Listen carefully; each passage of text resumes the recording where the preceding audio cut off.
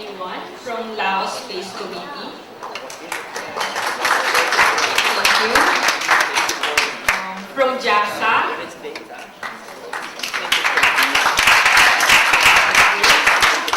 From Aurora Group?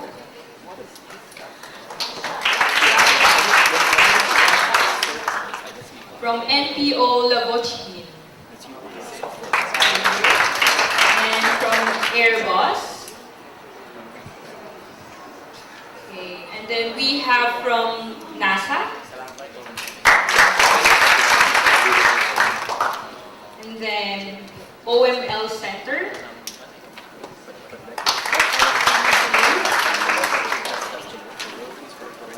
And from Business Mirror? Business Mirror? Thank you. We have from government agencies, we have DNR. Also from NAMRIA. From Manila Observatory. And National Security Council. From AIMS. And then we have from UP Diliman, University of the Philippines. And then from the Office of Senator Bam Aquino. And then from DOST.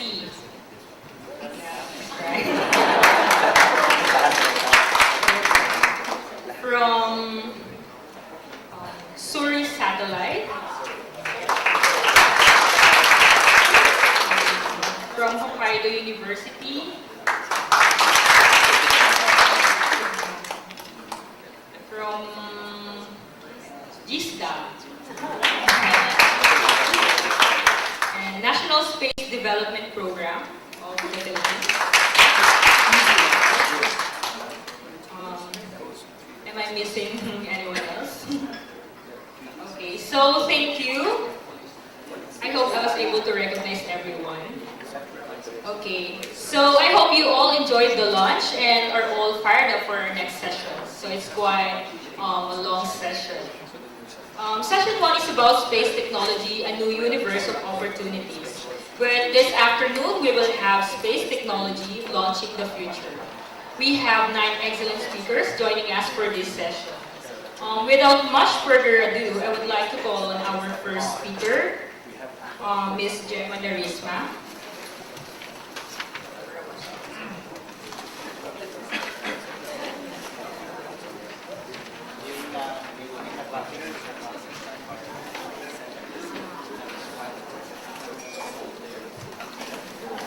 Dr. Gemma Narisma is the Associate Director for Research and Head of the Regional Climate Systems Program of the Manila Observatory.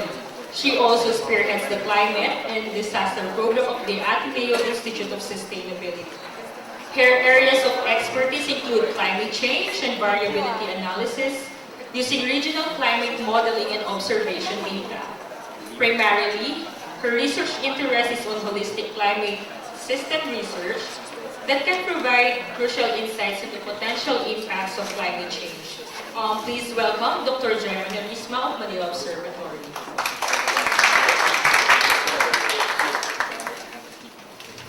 Thank you. So I actually was supposed to talk this morning. I apologize for moving the talk this afternoon. I had to wade through raging waters this morning. I didn't have to wait. I had to hop on a truck to get across floods and then cut across traffic, and our car broke down, and I'm finally here to share our work and to talk about this should belong in the first plenary, space-based information for understanding atmospheric hazards and disaster risk. I'd like to acknowledge my colleagues from the Manila Observatory, Dr. Vicente, Dr. Sugan, and Dr. Simbas, who are also here and part of this work. So quickly, just a quick background on what the Manila Observatory is. It's a 153-year-old institution. It was primarily established by a Jesuit priest, Padre Faura, to study the typhoons that flood the Far East It later expanded its scientific pursuits to include seismology and astronomy. Now, in our current work, research work, we have research laboratories in air quality dynamics, instrumentation technology development. We have geomatics for environment and development, which really uses a lot of this space-based information. Regional climate systems, where I belong to, I'm a climate scientist, our solid earth and upper atmosphere dynamics, and these are the different research areas that we're involved in. So in our work at the Manila Observatory, we do get involved in a lot of utilization of space-based information because it gives us a holistic perspective. It completes the picture when a particular extreme event happens. For example, this is in 2015 when Typhoon Popo hit. We wanted to have a general idea of where the typhoon is and what are the areas that are going to be affected. And so these are the other indicators of what might happen in terms of disasters. This is poverty incidence and population density. So we used JTWC track here, the Joint Typhoon Warning Center. And we used low elevation, this is SRTM if I'm correct, Celine, and also detected areas that are we term as low elevation coastal zones. After such extreme events in recent years, unfortunately, as we all know, and I think that's why we're here, the Philippines have been hit by these very strong tropical cyclones or extreme weather events. Not quite as I would say today is a little bit milder than the extreme events that we've had before. So this is an example of a tropical cyclone, a super typhoon that happened a year before Super Typhoon Haiyan. This is in the southern part of the Philippines here, on the eastern part of Mindanao. And this is before Typhoon Bofa hit the area, and this is after. And this is through Sentinel Asia, if I'm correct, Celine, that activates a special permission, I guess, to get all these images so that we can assess potential damage. This is another work by our Geomatics and Environment for Development. We're in an enhanced southwest monsoon system. We call it Habagat, no? Habagat 2013, using Terasar X. Our GED laboratory was able to identify the areas that were flooded, and it took a while for the flooding to subside in these blue areas here. Zooming in, let's say, into the area that's close to where we are here in Pasay City, these are the areas, and you can see really flood footprints detected in particular points. So it's been very useful for us to assess, in a sense, just how bad these tropical cyclones or extreme events can be and how it can really affect people. However, aside from just thinking about it in terms of assessing the damage or looking at what's happening, etc., it was important for us to note that indeed space-based information and space-based technology has been more and more looked at in terms of disaster risk reduction and building resilience. So this is actually a piece of news from UNISTR way back in 2013, and it was interesting to read that where before, we were talking about it earlier, we talk about outer space. During my age, during my time when I was young, outer space is like E.T., outer space is out there. But now, outer space really is something where you can actually look into to build resilience and reduce disaster risk. Now, it's a new ground, it's a new way of thinking. And as we all know, we are now really thinking of incorporating space technology in a post-2015 disaster risk reduction framework. So in our case, when we talk about disaster risk, we usually look at these three elements, and this is the framework that is also adapted by the Intergovernmental Panel on Climate Change. And it's a risk framework that tries to look at how these three critical factors combine together to result in an increasing risk to disasters, let's say. So hazard, exposure, vulnerability. My work in particular really focuses on hazard in terms of climate change, extreme weather events, and how things might change in the future.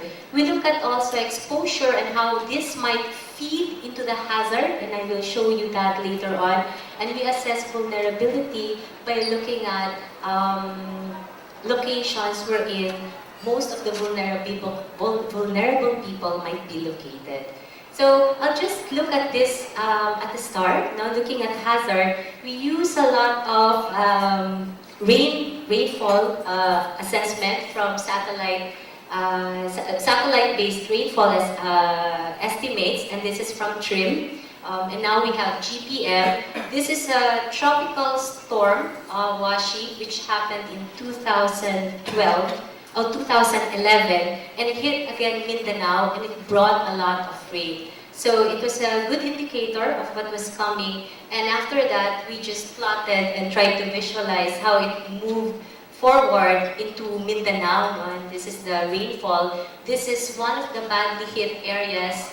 This is where Cagayan de Oro and Iligan are located, and you can see the big spot of rainfall happening in this area. Aside from that though, we do a lot of regional climate modeling. It's a way for us to see what can probably or potentially or plausibly happen in the future. But regional climate models are precisely that. It's just models. And before we can say the model is good, we have to validate it. And as such, we do need good data for it to be validated. There are different variables that we can look at, winds, etc. Rainfall is a critical one. So in this case, one of the things that we're trying to see is how we can really use satellite-based rainfall to use for our model validation, and whether it will also give us insights on whether we are able to get the processes right. This is again TRIM here, and these are the different gridded data sets that are available. This is Aphrodite from Japan.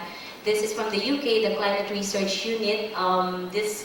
And then this is GPCC, and this is TRIM. TRIM is valuable in a sense that it gives us information not just on land, like the other gridded data sets show, but it also gives us information over ocean. And that's important because a lot of the processes that do go into the land afterwards are developed over oceans. So it's important for us to see what's also happening in the oceans. So when we try to look at TRIM, and this is from 1998 to 2007, this is June, July, August, and this is ONDJF, no? October, November, December, January, February, and looked at Aphrodite. This is the gridded observation data that is based on ground stations, ground observation stations, and this is the satellite-based rainfall. We see that it does capture the southwest monsoon rainfall in JJAS, and we also see here that it does capture the rainfall that's also associated with the northeast monsoon. So it's good for us to use in our research work when we try to look at climatology, when we try to look at how models are also able to assess that climatology. So, going back to this now, so having looked at that hazard, the other thing though that we note that although we can look at TRIM, we can look at how rainfall extremes are happening, etc., a critical area that's important to assess when we're looking at risk management, and then maybe hazard management also, is really exposure. And exposure is two-pronged because if you have high exposure, then your risk to disaster increases. But at the same time, if that exposure is a quote-unquote complicated exposure that's brought about by the complexity of urban development, then that exposure actually feeds into a secondary hazard in a sense. So if we would look at Metro Manila, for example, this is from Landsat, an analysis again by GED, and this is the percentage of forest or green cover, let's say, and this is built-up area, and we'll go from 1972 to the latter years. We will see how Metro Manila has changed from that in 1972, 1979, 1989, and the 99 and 2009. So that's how much Metro Manila has expanded, and it's even worse now. And so the flooding that I really, I went through earlier was not just because of the heavy rain, but probably because of this increase in build-up area also, and when the development gets very complex. So you couple that, again, this is satellite-based information, you couple that with how Metro Manila is, this is the major river systems, and you have here the low elevation coastal zone, so these are 5 meters and below, and you have here the mountains, and these are low elevation, we have the waters coming down here, then you know that we're really set up. We get a better picture of why urban Metro Manila is a mega city that's at high risk to disasters, and that's why we're number 3 when it comes to being prone to disaster in the World Risk Report. If you look at where the informal settlements are located, we detected this via satellite image analysis. These are the areas of informal settlements. The orange ones are mixed settlements. And we see that a lot of these informal settlements are really located in these areas of in these flood-prone areas. And you detect where the vulnerability is, and higher vulnerability then implies, again, higher risk to disasters. So the last thing that I'd like to point out is that you have the rainfall hazard, you have exposure that also produces secondary hazard. There's a hidden hazard or a quiet hazard that somehow gets, sometimes we do not include it in the picture, and that's really air pollution. And you might have seen it when you traveled in Metro Manila. And climate change and air pollution are really intertwined together. So this is a figure of PM 2.5 concentrations in Metro Manila in 2010, which our air quality group did. And this is modeled, so this is 5 to 10 times the guideline value, so this is not good. The good ones are these colors, and these colors are not good. And again, if you try to look at that pollution, compared and put that side by side with human exposure, and put that side by side again with flood-prone areas, then you get to detect hotspots where you should concentrate when you want to reduce risk to disasters, because there's both exposure and human vulnerability. So the thing with air pollution and climate change is that they're not separate. Oh, they are separate hazards, but at the same time they intersect with what they connect with each other, or they interact with each other. So climate change can affect air quality, and air quality can affect climate change. So we're now beginning to look at how emissions, for example, this is NOx, or particularly this one is NO2. So we look at NOx and we look at the emissions and model this using a mesoscale model. And this is the tropospheric vertical column density to just see where these high concentrations of pollution are. And then now we use satellite-based information, which is OMI, and try to see whether our model is able to get more or less the spatial pattern of where these high concentrations of NO2 are located. And we are able to validate, because there's no other picture, there's no with the data for NOx, etc. And we are able to now see that indeed the model is able to get the distribution correctly. So more and more, when we think of that air pollution and climate, it's really asking ourselves, are the models capturing that interaction right? And it's really aerosols affecting cloud formation. In this case, there's a campaign which is called the Clouds Aerosol Monsoon Processes Philippines Experiment Campaign. It's CAM2X, and it's going to be with NASA. You might have met Hal Maring and Jeffrey Reed of NRL with the Manila Observatory, and the goal really is to understand these processes and how these would affect rainfall, how they interact, etc. And so, in this case, it's going to happen in 2019, and the overall research focus simply is in looking at aerosol particles and how it will influence precipitation in tropical environments. So there will be an airplane. It's an airborne campaign, and there will be a lot of satellite measurements, and we're also going to do a lot of modeling. So this really is an intersection of how to understand the physical system, given these 3 methods of looking at the different variables. So this is how air pollution is transported from Indonesia, and this is where most of our local emissions are.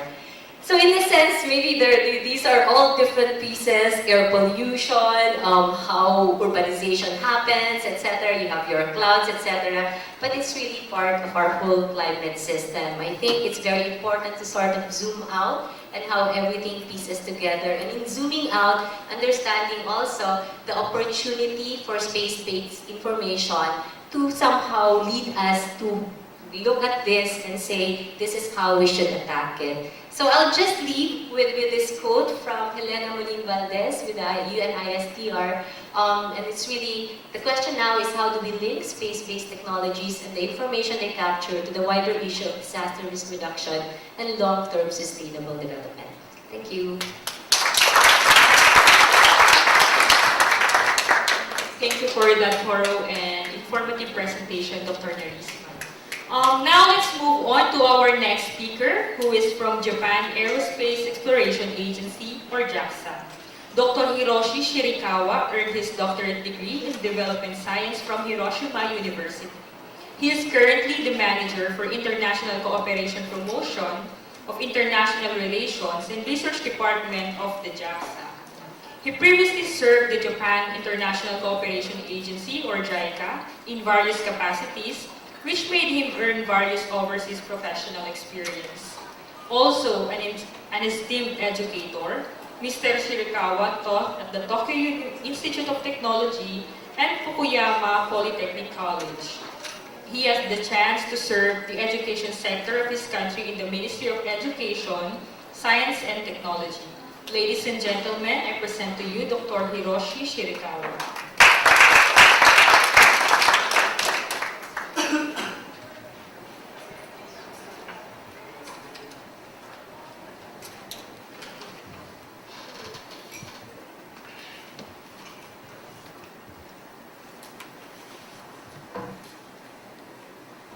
Distinguished guests, ladies and gentlemen, good afternoon. I'm very pleased to present at this important forum. First, I'd like to remind you of the day again.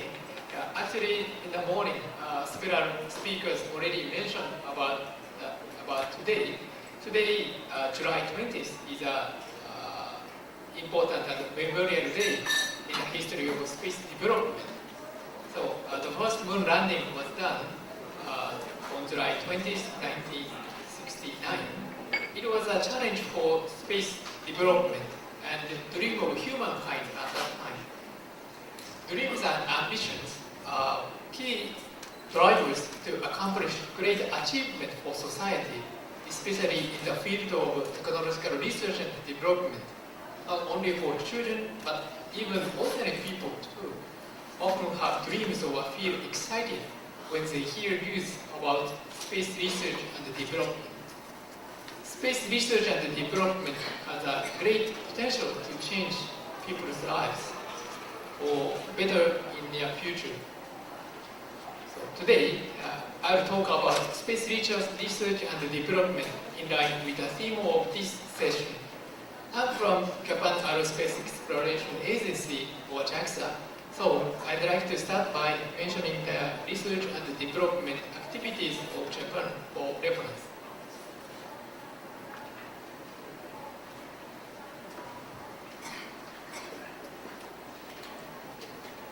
So Japan's space development started with the pencil rocket that was made in 1955, and then 15 years later, a Japanese rocket successfully launched the first Japanese satellite into orbit.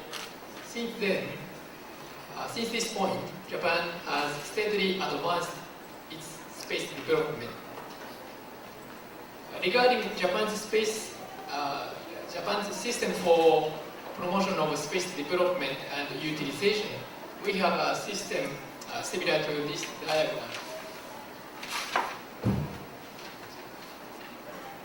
So that headquarters of National Space Policy and the leader of the Prime Minister oversees the planning and design of base plan of space policy in Japan. Various ministries and cabinet secretariat implement the space-related activities specified in Basic Plan of Space Policy in Japan. Japan Aerospace Exploration Agency (JAXA) is designated as a core agency for supporting the government with expertise on the development and utilization of space, as well as engaging in integrated research and development to create innovative technologies and make scientific development.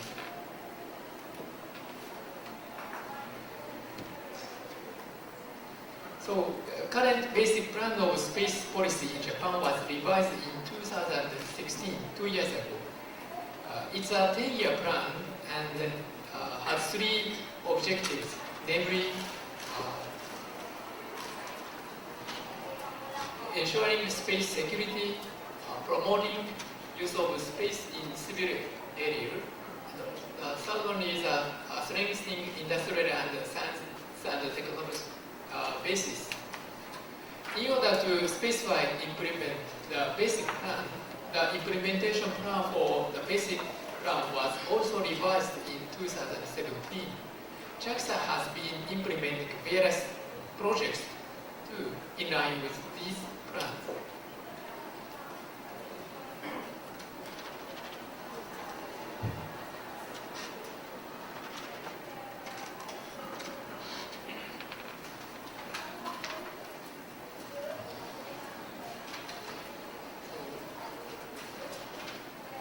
JAXA has been developing a series of carrying rockets and satellites for various purposes.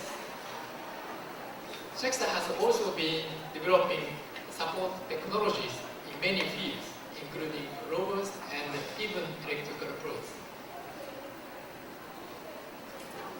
So we have various kinds of activities.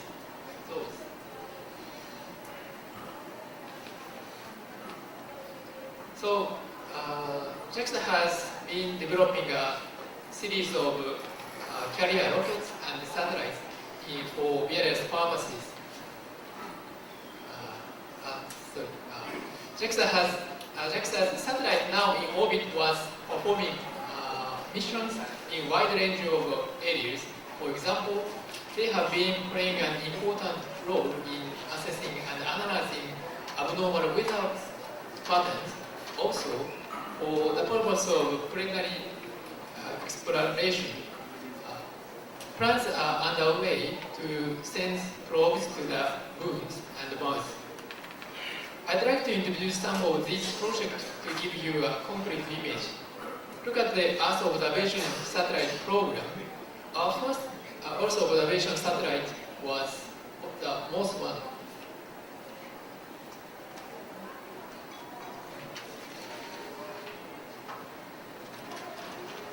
Launched in 1987, since then, JAXA has developed and operated a large number of Earth observation satellites. Moreover, JAXA has developed and operated various kinds of satellite data application systems for the variety of users, including users abroad. These include weather observation, which is essential to modern life. Indeed, the data on Earth observation acquired through the satellites has been widely utilized to better society. I'll give you 2 real-life examples of applications using the data from Earth satellite observation. The first is application for land surface observation. JAXA has conducted research and development activities to improve the optical and laser sensory precision of the devices installed on the Earth observation satellite. The observation data from current operating DOST-2 will be used to monitor natural disasters. It will also help us various ground deformation caused by earthquakes and floods caused by typhoon. Also, we can use this data like this photo. A photo shows ships in the Strait of Singapore. So we can observe ships as satellite.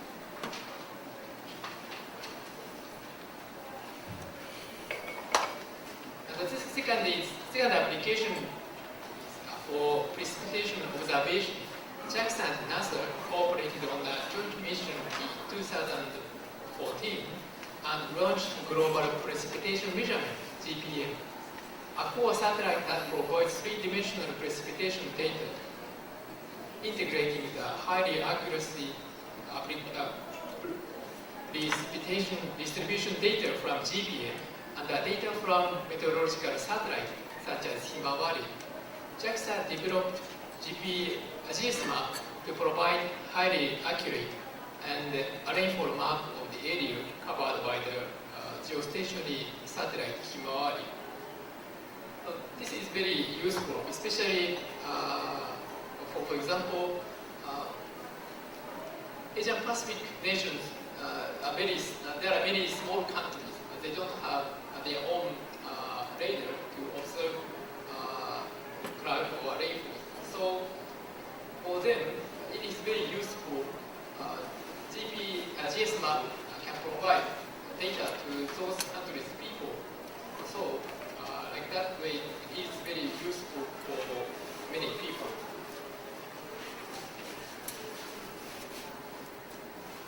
Regarding Global Navigation Satellite System, or GNSS, the United States Global Positioning System, or GPS, is the most popular one.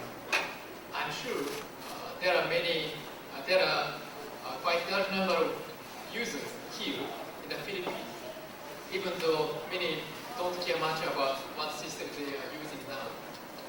JAXA launched the first 4G Venice satellite, QZS-1, in 2010 as a complementary satellite to the United States GPS, and it will provide very precise positioning data for users.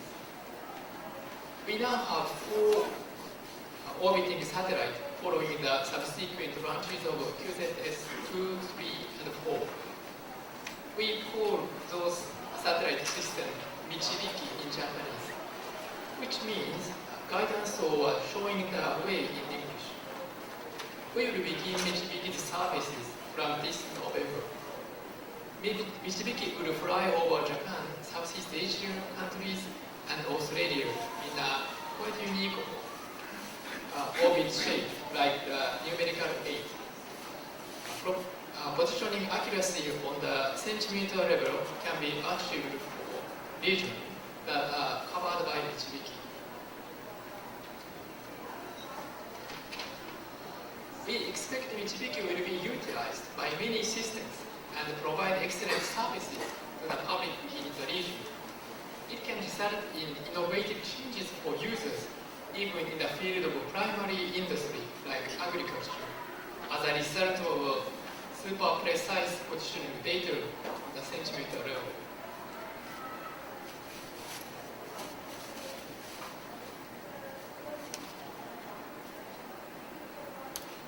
So we had conducted case study in Australia like this. So we are sure with this precision data, we can achieve like those activities.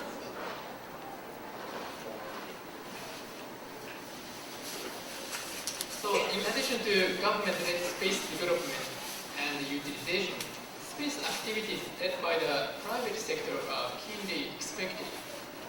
The Space Policy Committee of Japan compiled the Space Industry Vision 2030 as a roadmap to cultivate Japanese space industry in order to create new values in space utilization, combined with innovation basis on ICT-related technology such as big data analysis, AI, and IoT.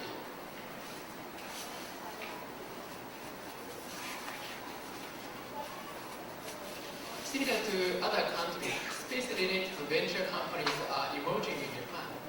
These companies include microsatellite development company, rocket development and launch company, and other service provision companies. The government-related investment major private companies have also supported the business of those private companies. JAXA continually conducts challenge research project activities, actively providing the private sector with technical support and promote special space activities led by both the government and the private sector. Regarding the regional collaborative effort in space development, let me introduce the Asian Pacific Regional Space Agency Forum, or APRSAF. The APRSAF was established in 1993 to enhance the space activities in Asia Pacific region. It has been holding annual meetings, which are jointly organized by organization of a host country and two Japanese counterparts, the Ministry of Education, Culture, Sports, Science and Technology of Japan and JAXA. I believe the APRSAF is very good arena for people in space-related organizations to exchange information and find appropriate partners. The Philippines kindly hosted the APRSAF 23rd in 2016. It was a great success and received more than 550 participants from over 30 countries. DOST held a special session on the DIVAT 1 development, during which we learned a lot about DIVAT 1. I offer my thanks to DOST since the APRSAF 23rd representative of DOST have taken on a number of important roles in the executive committee as an important member for 3 years to implement activities under APRSAF.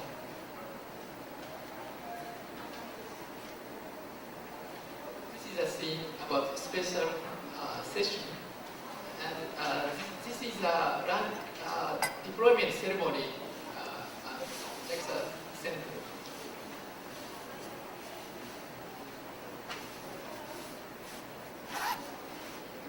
This year, the APRSAF 26th will be held in Singapore. We'd like to welcome as many participants from the Philippines as possible. Lastly, instead of concluding remarks, I'd like to remind you of 2 points. The first is about the great potential for participation in science, space research and development. In the past, when we heard the word space research and development, many people might have imagined rockets and satellites, and I believe only limited number of countries or groups had the chance to contribute to. However, now we are in a different situation, and the areas of space research and development are extremely wide. Indeed, many people will have the chance to contribute to. Space state technology for closed and isolated environments is one example. It will include filtering technology for air and water recycling, space agriculture technology for food and nutrition, energy management technology for the systems, and space quality of life technology for humans. Those technologies are familiar to researchers in many countries, especially those in ASEAN or Asia, and they will be useful for future daily life even here on Earth. The second, the necessity of National Space Agency. As far as I know, more than 5 countries have newly established their own space agencies in the 5 years from 2014 until 2018. The latest is Australia Space Agency. Australia, they established Australian Space Agency. They established new agency 1st of July this month. It's very new. Furthermore, some countries are preparing or discussing the establishment of space agency. I'm sure those countries have or expect their space agency to play important roles, even though the purpose of establishment differs from country to country. For the Philippines, I'd like to express the necessity or usefulness of space agency of your home to lead and realize a brighter future for people through strategic plans in research and development or space-related technology. So I hope you have a new space agency as soon as possible. Thank you very much for your attention.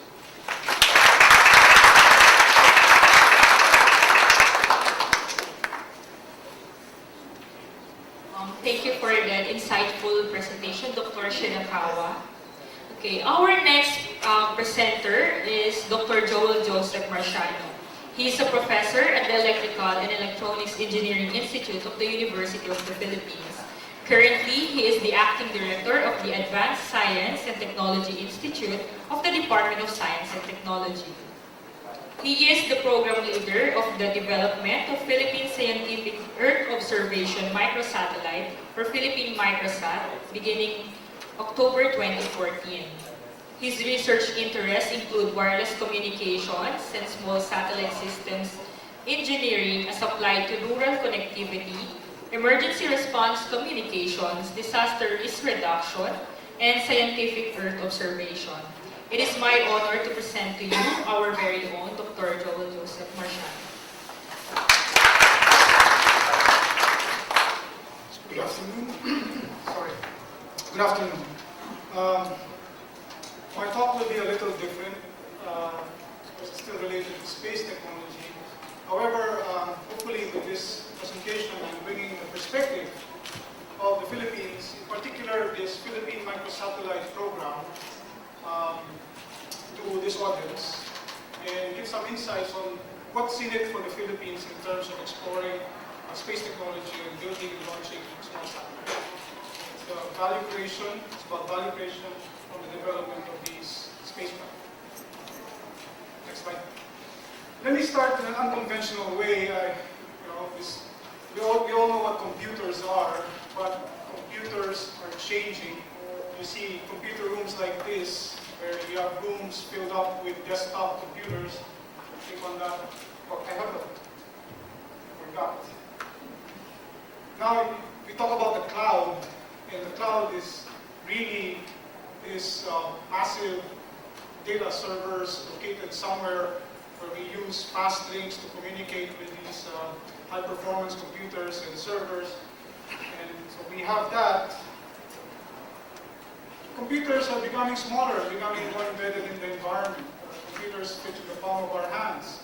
And, as we speak, as we sit here, there are probably a couple of computers in our pocket. And soon it will become increasingly embedded in the environment. That somebody said that by 2020, we would be interacting in the course of a 24-hour period with at least 20,000 computers. How is that even possible? It's not possible in our minds if we think of computers as these laptops and computers that we have to log in to 20,000 computers over a 24-hour period. No, we walk into a room, the lighting adjusts because there are sensors embedded in the wall that does some computation just to optimize the lighting. So we're triggering computations by our mere presence. That's how we interact with computers, and that's how it is possible to interact with 10,000 or 20,000 computers over a 24-hour period, perhaps 10 years from now. When we're computing, we don't necessarily have to be doing some high-end simulation, electronic design, CAD design, or some fancy emulation or simulation of some complex system. You can be logging on to Facebook, updating your status, you can be sending out a tweet, and that's computing, because we're triggering a chain of computations in the cloud somewhere. It's called social computing, so that's changed. And they say computing will go the way of the light bulb. Early on, it's exclusive until at some point, everybody has it and has access to it. So it's going to disappear in the background. Can you imagine other examples of technologies that are the same? I can name one, of course, cellular, Wi-Fi. When we walk into a coffee shop and there's no Wi-Fi, we want to switch. Let's go to the next one. And more so if there's a coffee shop with Wi-Fi, and you say, well, we have to pay for the Wi-Fi? You mean it's not free? I don't want to go to this coffee shop anymore. Let's go to the next one where it's free. So we're taking it for granted. It's going to go the way of the light bulb.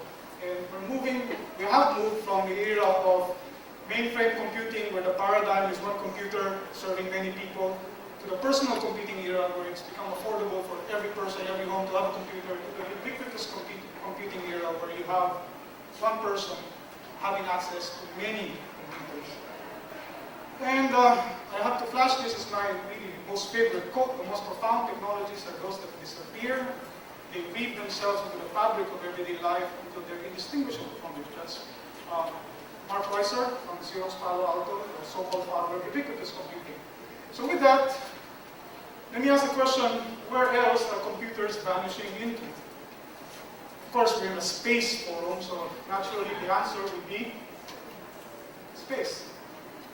So this is really a perspective that I have, and this is DOST-1, with credit to NASA and JAXA for the sequence of pictures taken here being launched into space. As we launch it, we call it the first Philippine microsatellite. I really like to think of it as the first computer in space for the Philippines. It just has cameras with it, of course. So you count them, 1, 2, 3, 4, 5, 6, 7, at least 7 computers inside that box, controlling things from attitude, orientation, to the payload, to the communication system. It's a perspective that I share with the team in terms of building these satellites, putting them into orbit, really computers orbiting the Earth. So when you think of space, you think of countries like US, Russia, Japan, the European Union, China, even India, of course.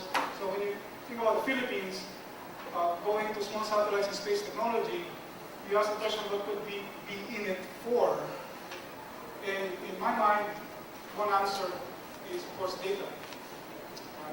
So data from these computers orbiting 400, 600 kilometers above the Earth. So what kind of data? Images, satellite images. This is an example of DOST-1 passing over the island of Palawan, taking multispectral images as it passes along, generating images of an erupting volcano, multispectral images showing vegetation, images from around the world. These are examples. You see here DOST-1 passing over Mindoro and Taal Lake in southern Luzon. Again, taking images of different wavelengths. So these images feed into the computation that scientists and engineers, undertake to further the knowledge of our physical world, right? And of course to serve, eventually trickle down to serve communities and societies, the farmers, the farming communities, fishermen, etc. This is an example of one image where we were able to capture flooding. I don't think this is Rosario Cavite, I should change that. I keep forgetting to change that. This is somewhere in Cagayan, northeastern part of the Philippines, where we captured the flooding and then processed that. This is an island, the south of Mindoro Island. This is Semirara Island, and if you look at it, it's actually a mining island where we do a lot of coal mining.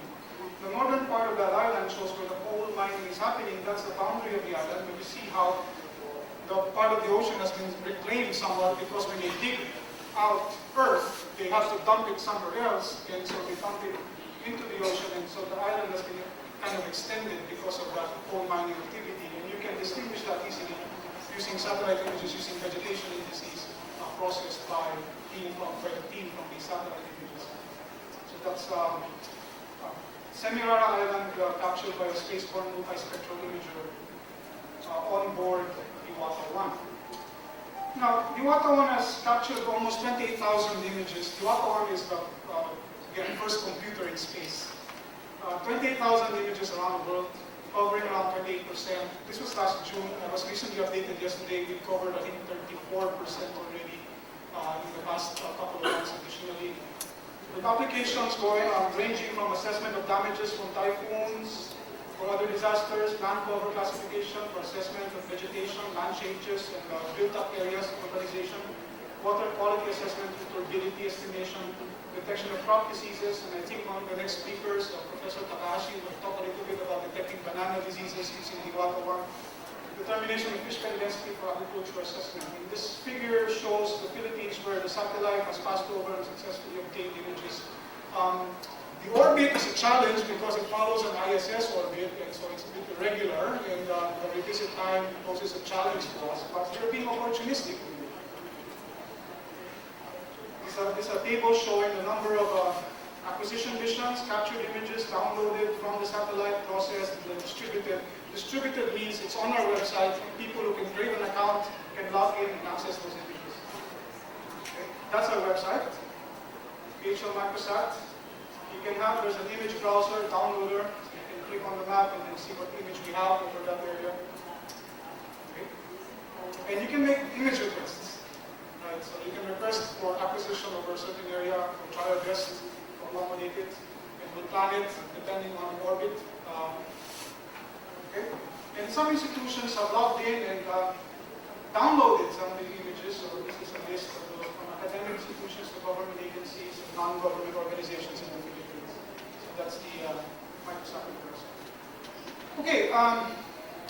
Earlier, somebody mentioned new space companies. You know, the satellite imagery and satellite data are increasingly being used for training to implement machine learning, deep learning, and AI on these satellite images. Investments in space technology jumped significantly, around 23 times between 2014 and 2015. Right? With these companies here, this is a slide from a report. You know, these new space companies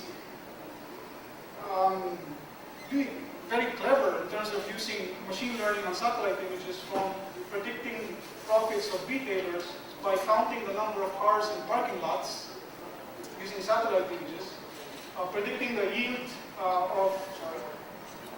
predicting the yield of agricultural areas using NDVI and other data sources on the ground like soil-related data and weather.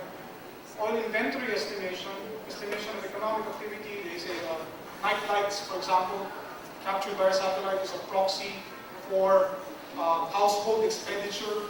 We actually did a linear regression on that, and there's a good match between census data from the Philippines and nightlight data, which is not covered by this presentation, and poverty prediction. Okay, so it's data, data, data. Data is the new oil, that's what they say. And so the knowledge economy, information economy, that's where data is powered because it leads to information that's actionable, it leads to evidence-based, science-based policies for governments. So it's a big thing for the Philippines to be leveraging on these data sources. Okay. But it's not just about the data, it's also about developing a local industrial base. So at the same time that we're trying to leverage on the data that we're getting, we're trying to build these blocks. These are examples of blocks that will fly with Diwata 2 sometime later this year. An amateur radio built locally, an attitude control unit that's experimental, that will serve as an experimental ACU on not the main attitude control unit, and a sun aspect sensor. The objective is to build a bus with space heritage, a 50-kilogram microsatellite bus platform that can be used for future space missions in the Philippines. So there are key satellite components that we've identified that we can try to address through locally available materials, capabilities, and logistics and resources. And there's an opportunity to establish space heritage using locally available components. The Philippines' GDP, 32% is from the electronics industry. So there's a lot of electronic manufacturing from electronic manufacturing services, semiconductor manufacturing services in the Philippines that we are talking to right now. When we build satellites, I should mention we also build people. So people in the program come from a variety of fields. You see the areas there. When we build satellites, we build people, T-shaped people. That's very important for a country like the Philippines is trying to catch up in terms of innovation. What does a T-shaped person mean? Well, you're deep in at least one discipline, or at least one system, but you have those cross-cutting skills. Building satellites is an interdisciplinary endeavor. It's not the realm of just electrical, electronics, mechanical engineers. We turn them into systems engineers. Remote sensing scientists are gaining some empathy for data science. And they're seeing the value of data science and data analytics. So they're learning the new tools of data science, the remote sensing scientists. Okay, these T-shaped people really means that, well, they have a principal skill that describes a vertical leg of the T. They could be mechanical engineers or industrial designers, but they're also so empathic, or empathetic, that they can branch out into other skills, like anthropology, and do them as well. In this case, the satellites, you learn about the other guy's problem, so you can build a better system. You're able to explore insights from many different perspectives and recognize patterns of behavior that point to a universal human need. Right? So that's the metaphor, T-shaped person. We see that, well, because science and technology is becoming increasingly collaborative. When you want to solve complex problems, this has to be tackled using multiple disciplines. That's the message here. And we want to create societal impact through our space technology research. Research process is becoming more complex. We need these T-shaped researchers and innovators to use new knowledge, existing knowledge in multiple ways, increasingly across institutions, disciplines, and borders. This is an example of how SNT is becoming increasingly collaborative. This is clean energy research. Involves literature from chemistry, physics, energy, engineering, chemical engineering, etc., agricultural, biological sciences. These are percentages showing the published literature in clean energy. So when we talk about interdisciplinary work, we talk about solving a larger societal problem. You're solving a clean energy problem as opposed to solving a chemical or chemistry problem. So that's the way we think when we do satellites. Inherently, the microsat program is interdisciplinary. You see here the collaboration with universities, institutions from DOST, departments in the University of the Philippines, universities in Japan, Hokkaido University, Tohoku University, and Kyushu Institute of Technology, all supported by the Department of Science and Technology in the Philippines. The microsat program is entirely 100% funded by the Philippine government. Sorry. It's telling me my time is up. I'm almost wrapping up. Lastly, people, we have talked about data, talked about people. Last thing we need to try to build is an enabling environment for interdisciplinary research. Really, space technology is making us rethink the way we build our spaces. Unintended, right? We're building a new laboratory. We call it Ulysses, University Laboratory for Small Satellites and Space Engineering System. It's based on the University of the Philippines, a lot of open spaces here. Not like the way we used to build our laboratories, where we put borders and walls around each discipline. So this is a snapshot of how it looks like. Wide open space with a good view to motivate researchers. I think we need to inspire these young people because they are the future of space technology and societal engineering in the Philippines. So let me wrap up. They say the future is small. There's an increasing demand for these small satellites among space entrants, just like the Philippines. Looking to find viable beachhead strategy for meeting scientific Earth observation needs, at the same time capacity building objectives and expanding the space industry base in a cost-effective manner. Now, let me conclude with this kind of a recipe for innovation and value creation here. It's a lean satellite design thinking mindset, trying to build and iterate as fast as possible, combined with T-shaped people, institutions, and an enabling environment. Of course, underpinning all of this is government support. Looking at the DOST people, I'm from DOST.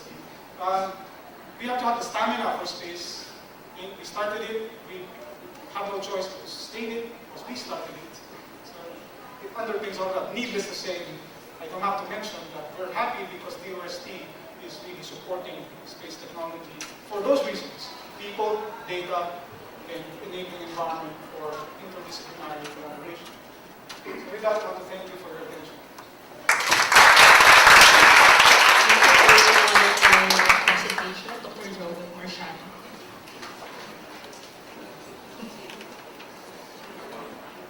Our next speaker is from STII Satellite Technology of the United Kingdom.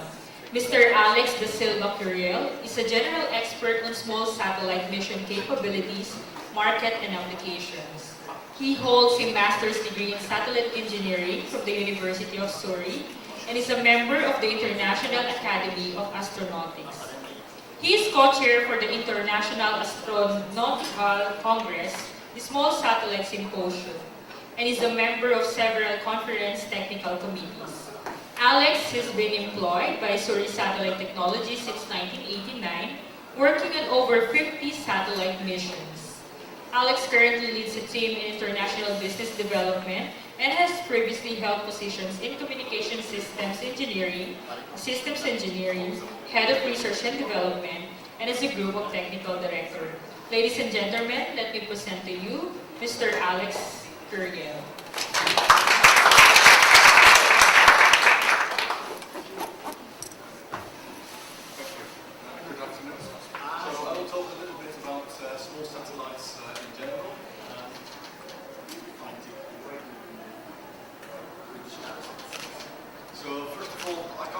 company, so I represent commercial aspects of small satellites. But generally, we are a company part of the overall Airbus group, but we specialize specifically in small satellites. We've been doing that for more than 30 years in this company. The company itself has been involved in over 55 satellite missions. We've built all small satellites from around 3 kilos all the way up to 600 kilos. So that's the type of work we do. And we're vertically integrated. Everything that we build and develop we do in-house. And we've done that with many partners. We've carried out 18 programs where we've had worked together with customers to build the satellite together.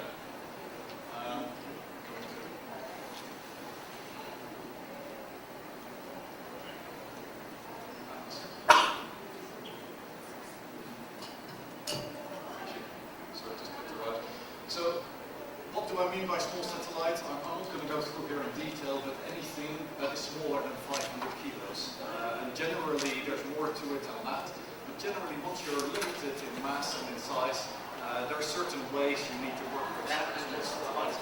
The good thing is that you can work on those satellites with a small team, where everyone knows what's going on, everyone can get involved. And from a systems engineering point of view, that makes it very interesting and challenging set of projects. Now, 30 years ago, people regarded these type of satellites as toys. Today, what you find is that a lot of these systems are used in operational systems delivering real applications that are quite highly effective ways of achieving certain goals for a lot of customers. And try and get the right button here. So at the moment, these are shown in the darker color here are the nations involved that have launched or have been involved in small satellite missions. So you can see today that is most of the world. And so increasingly small satellites are becoming more relevant. Basically, small satellite missions tend to leverage technology from other industries and use the R&D invested in those industries and then apply it to small satellites.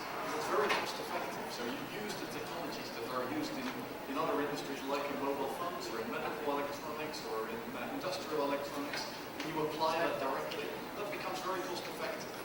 Rather than using the traditional space technology, which may require a lot of investment in technology dedicated just to that space mission. So that leveraging is very important.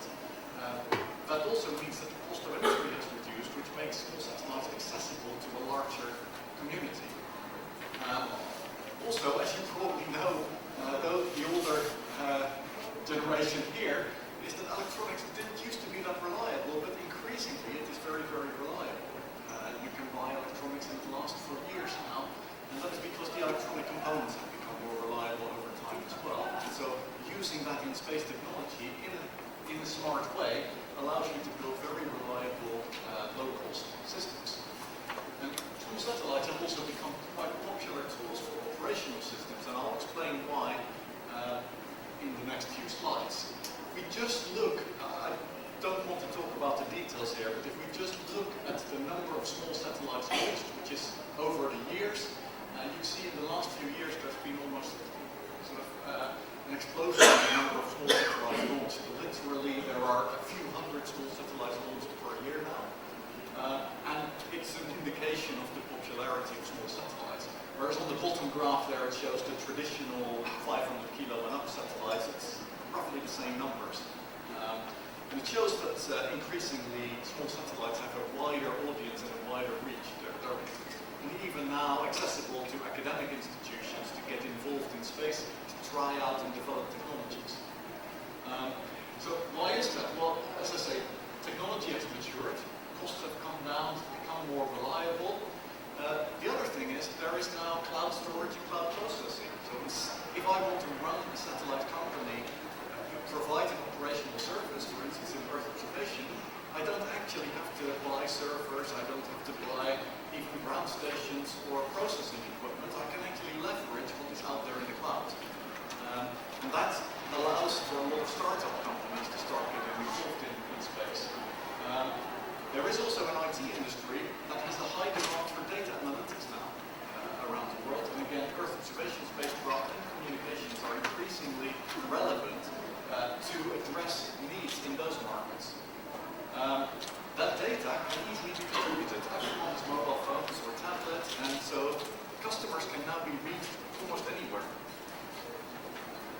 And then there are things like the Google X Prize. There's a number of technology prizes that involve space as well. So space is quite interesting. So there are a number of factors that make satellites useful. But actually, it's also the power of constellations, groups of satellites, that make small satellites very interesting. There are some things that a single satellite just cannot do. You have to have multiple satellites. For instance, if you want to come over a number of times over the same point on Earth per day, the only way realistically to do that generally is to have a group of satellites. And of course, those satellites need to be much cheaper than that one big satellite. So if you're operating it as a group, so constellations of satellites have become more and more popular. We've talked about new space and companies. Again, you won't be able to read the detail here, but what this shows is a number of proposed constellation systems that are providing a commercial service around the world. And there are literally hundreds of systems proposed, and that comprises thousands and thousands of satellites that are proposed to be launched over the next 10 years. The more popular ones are in communications and in Earth observation, but there are many categories there for different missions, and I will show you some of those in the following slides. One example is this spacecraft. This is a small spacecraft, roughly 80 kilos, that we developed at my company. And this was dedicated at how small can you build a high-resolution imaging satellite, and how cheap can you build it. This is a spacecraft that was built in around 8 months with a small team of around 4 people. And the aim was to see essentially how high resolution, or how can you build a small high resolution spacecraft. You can see here the instrument itself is quite a large aperture, around 25 centimeter aperture.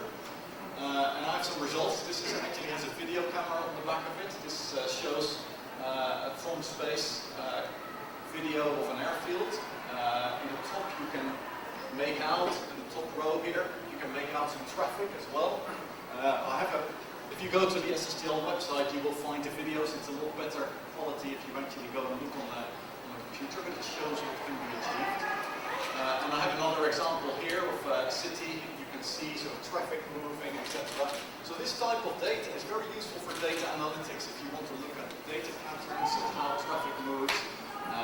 If you want to look at surveillance, so it's a bit like CCTV surveillance.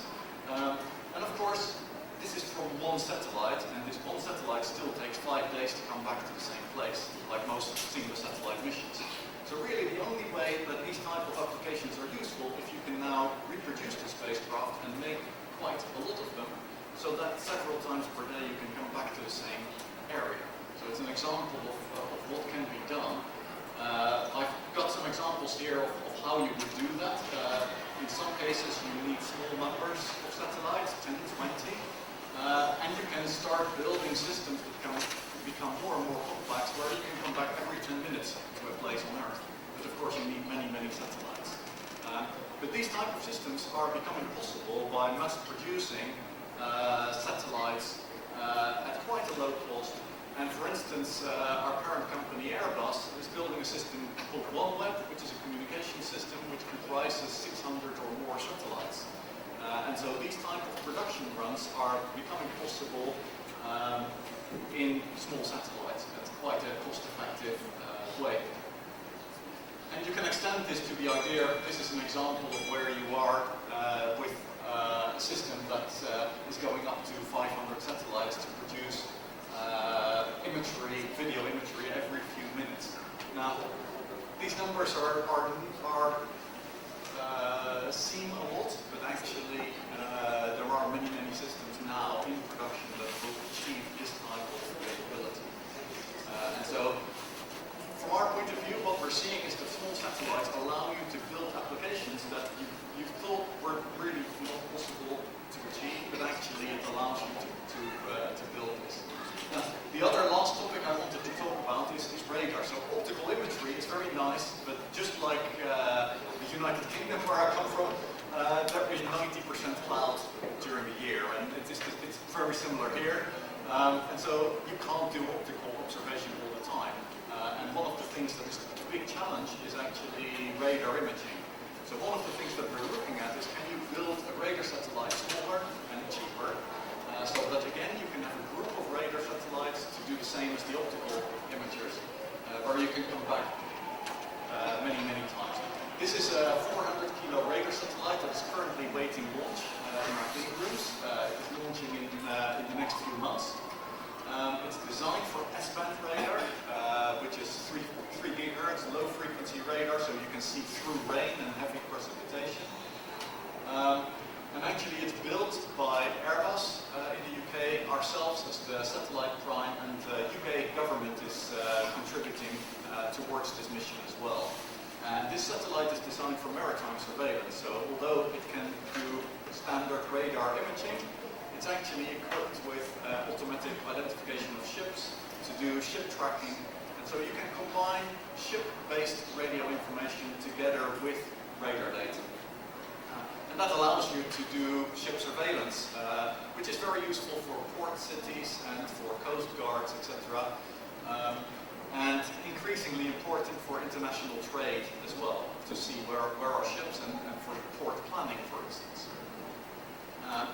The satellite itself is shown here. It's around, as you saw in the picture, around 3 meters tall. It's designed for taking around 1,000 kilometer by 50 kilometer imagery per orbit. And I won't go through a lot of the details here. It has a number of different operational modes. Again, I'm not going to go through here unless any questions come up on this, but it has some high resolution modes. It has some very wide swath modes for wide area coverage.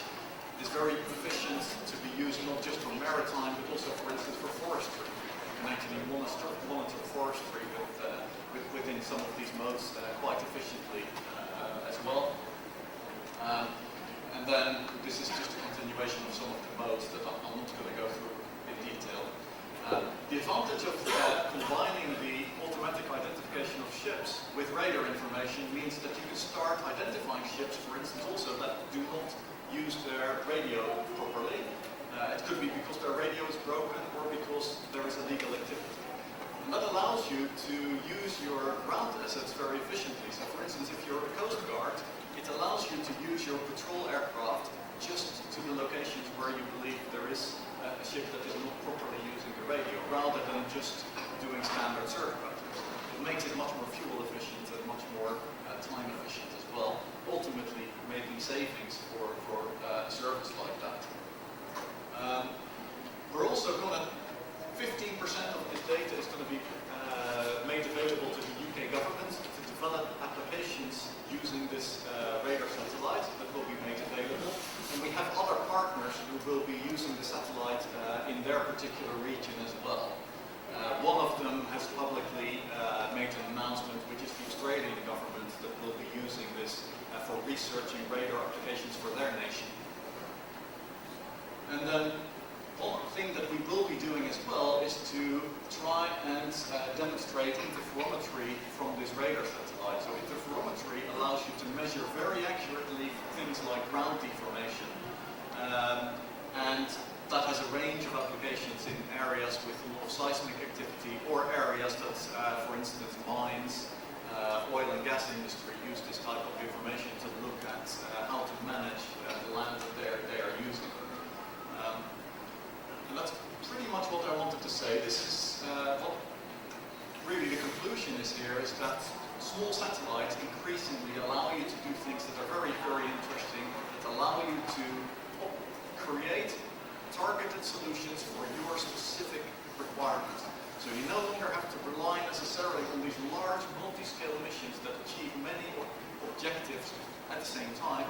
You can actually build dedicated systems that solve your particular problem using small satellites in many cases. So I'll leave you with that, and thank you very much.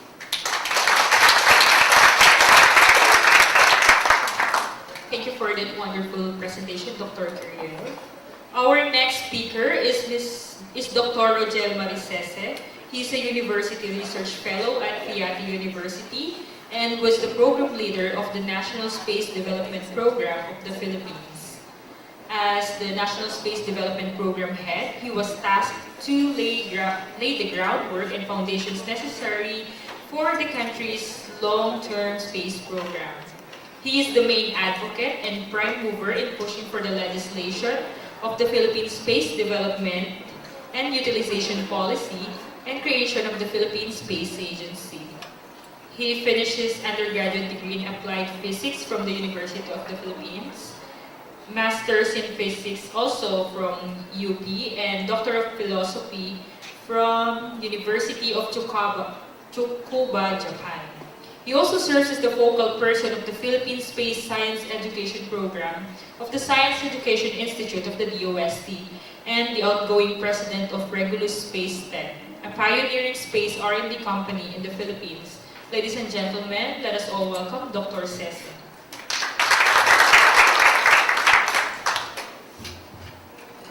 Thank you very much. Pleasant good afternoon to everyone.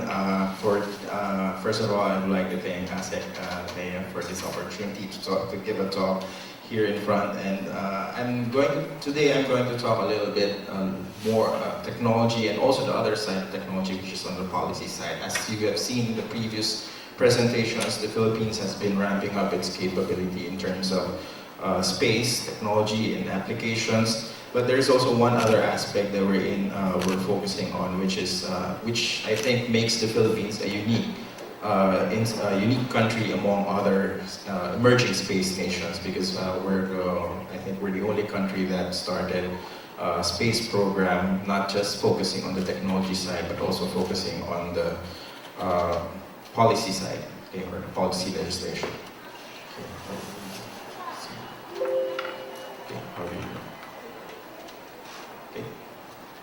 Okay. When we talk about space activities in the Philippines, most people would think it's relatively new, but the reality is that we've been doing a lot of space research and activities for the past few years or even decades. One of the very first space-related activity that we had, which was mentioned earlier by Dr. Narisma, was the one being done by the Manila Observatory, and we've been doing optical and radio astronomy through IMO since 1897.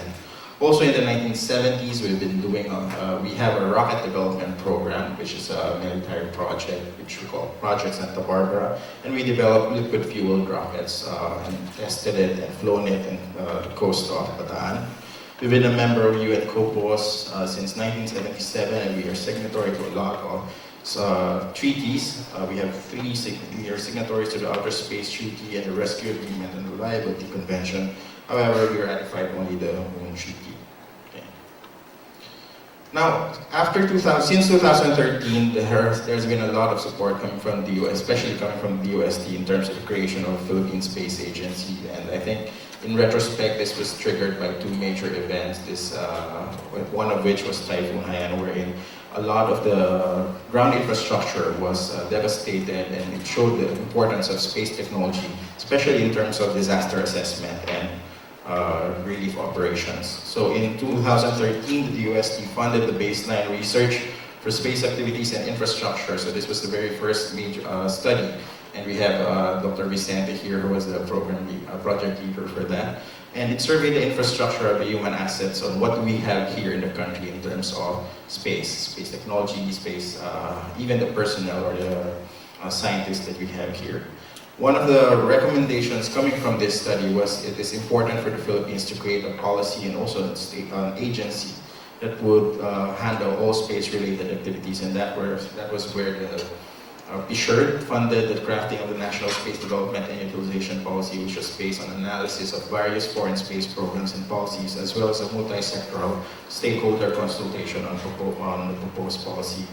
In 2013, as Dr. Marchand has mentioned earlier, we had the first technical cooperation with Japan, wherein we developed the Diwata microsatellite. So we now have Diwata 1, which is currently in orbit, and Diwata 2 is launching out within the year.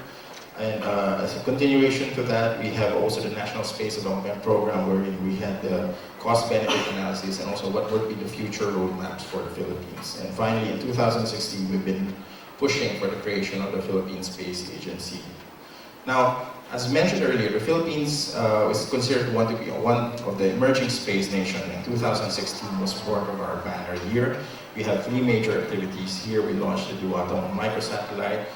It was also mentioned earlier that we had hosted the 23rd Asia Pacific Regional Space Agency Forum, and also we were been pushing for the legislation of the Philippine Space Agency.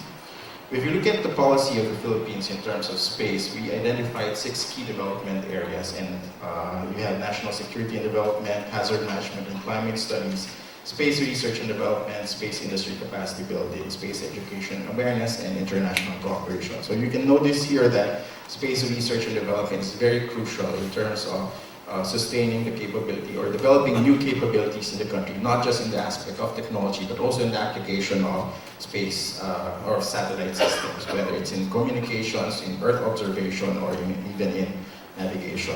However, if we look at the long term, we are looking also at the development of a space industry here locally in the country, and it was also mentioned earlier that that's the general direction in order for us to become more sustainable in the future. Of course, what we want to have as of now, most of the technology or most of the space capabilities of the Philippines focuses on what we call the downstream side of technology. So we are users of satellite data, we are users of satellite broadcast services, but what is more important for the Philippines in the long run is that we have a more balanced approach wherein we focus not just on the downstream side of technology, but also on the upstream side. So we are not just users of data, we are also providers of data in the future. And that's where R&D comes in. We need to develop the new technology that would enable us to become a participant to providing satellite services in the country and also not in the global space community. Okay? So we have Earth observation, so that's where we have the space segment planning, having more satellites in the future. And of course, developing the people that would man and the space agency and also the industry that would drive the economy. So as part of the work that we did in the National Space Development Program, as mentioned earlier, we were tasked to lay the groundwork and the foundations for the Philippine Space Agency, which is not an easy task, given on a lot of issues that we have to address. So we conducted a cost-benefit analysis on what is it really beneficial for the Philippines to venture into space development. And also at the same time, we crafted various roadmaps where we have the National Space Research and Development Agenda, which identifies the priority researches for space science and technology development. We have the Satellite Development Roadmap, where we have various, what would be the various satellites that will be developed for the next 10 years, not just for Earth observation, but also for communications, because this was based on the input coming from government, academic, industry, and the defense sectors. We also have a satellite data sharing and management policy, which is a framework. This was adopted coming from the framework of the DOST program, wherein it identifies how are we going to share the data in the future, not just to government agencies, but also to academia, but even to our international partners. And finally, the industry development roadmap, wherein it was identified what would be the niche areas for the Philippines in terms of industry development. So I'll focus more on the first the first and the last, which is the National Space Research and Development Agenda and the Space Industry Development Roadmap. For the Space Research and Development Agenda, we actually identify 5 research clusters, wherein this would be the focus more or less of our country in terms of developing space capabilities. So it focuses not just on the downstream side, but also the upstream side. So we have Earth observation for the environment, we have for safety and security. Here we have, of course, applications in terms of meteorology, oceanographic monitoring, agriculture, environment, disaster assessment, and even in space weather and in solid Earth dynamics. In safety and security, which is the paramount issue right now, we want to secure our citizens as well as our resources, so that includes awareness in our maritime territory. In space systems and facility, and this is very highly focused on the technology side, we want to develop small satellite technology as what was mentioned earlier, but of course not just the bus or not just the architecture for the satellite, but also the payloads, because these are the most critical part, the payloads for the satellite itself, and developing the facility that would enable the Philippines to develop it here in the country. Okay? Of course, in space education development, nanosatellites would come in, but we also need to educate teachers and students, develop new curriculum. From what I know, there's one university that has recently instituted an aerospace engineering program in the country, and hopefully in the future there will be more of them. And finally, for space science and innovation, that's where we have more higher level when it comes to astronomy, microgravity experiments, and other emerging technologies that we are looking into. As for industry development, which is the most, I think this is one of the most long-term goals. We want to develop the industry here. It was stated that we have a very good semiconductor industry here in the country right now. So we have companies that not just tier 1 or tier 2 suppliers, not just tier 2 or tier 3, but even tier 1 suppliers who supply components to already to Boeing, to Airbus, and Lockheed. So that's one very important niche that we have to nurture in the future. Most of the aerospace industry here is actually focused more on aviation, but we want to expand that more to the space component. Having a facility that would, as part of the vertical integration capabilities, and doing it for not just for the Philippines, but even for our Southeast Asia or the Asia Pacific.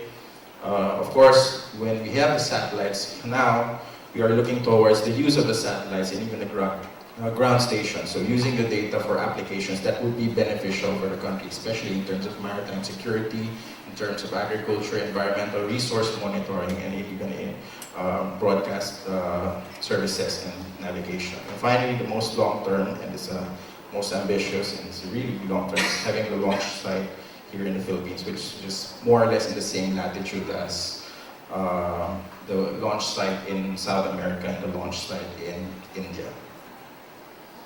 Okay, just an overview of the what we because it was mentioned earlier that if the Philippines would need to have a space agency. In fact, we've been pushing for the legislation of a Philippine Space Agency in the future, hopefully, the near future.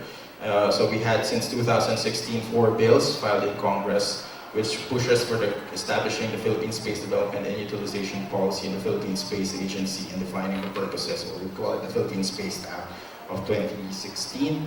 Right now it's in the final stages of the Committee on Appropriations and hopefully it will be in the plenary within the next few months. And surprisingly, it's receiving very strong support coming from our legislator. On the counterpart in the Senate, we also have Senate Bill 1211, which is filed by Senator Aquino. And a couple of weeks ago, we finished the committee meeting for the technical working group meeting for this particular act. Finally, of course, in order for this to be sustainable, it has to be included in several key agendas in the government. So it has, this shows the commitment of the Philippine government in pushing for the space program. So of course, it's included in the Harmonized National and Research and Development Agenda of the DOST, but at the same time, it's also included in the Philippine Development Plan for 2017 to 2022 of the NEDA, National Economic Development Authority, which is the central framework for the administration in terms of what would be the program for the next 6 years. And it's also the development of the space industry was also included in national security for the same period of 2017 to 2022. Now hopefully in the future, this is where we would want to go in the future. Okay, we want to institute more programs, especially for academic universities that would be involving in space, not just in the technology development side, but also in the applications.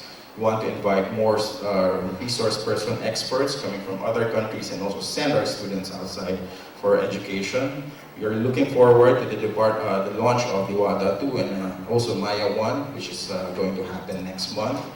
Of course, developing new applications for the data coming in from our satellites for environment, agriculture, and security. And finally, we have to look forward into or start working into developing the local space industry and developing public awareness of why the Philippines should venture into space. And the last, which hopefully will happen in the near future, is the creation of the Philippine Space Agency itself.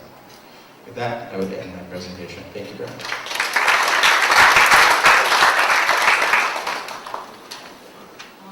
Thank you, Dr. Cese. We will have a 10-minute break. We will resume right away with our next speaker from Russia. So, time now is 2:45, perhaps at 2:55 we will resume. Thank you.